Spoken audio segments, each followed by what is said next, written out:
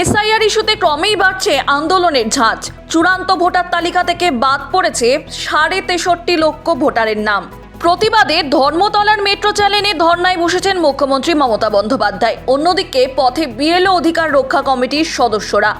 ব্যানারে লেখা, এই মৃত উপত্যকা আমাদের দেশ না।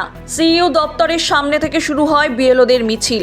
মুখ্যমন্ত্রীর ধর্না মঞ্চ পর্যন্ত মিছিলে পা মেলালেন এসআইআর কাজে নিযুক্ত থাকা বিভিন্ন কারণে মৃত্যু হওয়া বিএলওদের পরিবারের লোকজনেরা। তাদের কথায় বিএলওদের কয়েদি বানিয়ে রেখেছে কমিশন।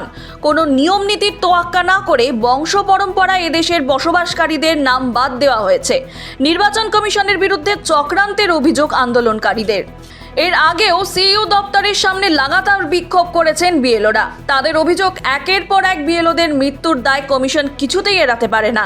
এত আন্দোলন ও বিক্ষোভের পরেও কমিশনের টনক কি নড়বে, সেটাই এখন বড় প্রশ্ন।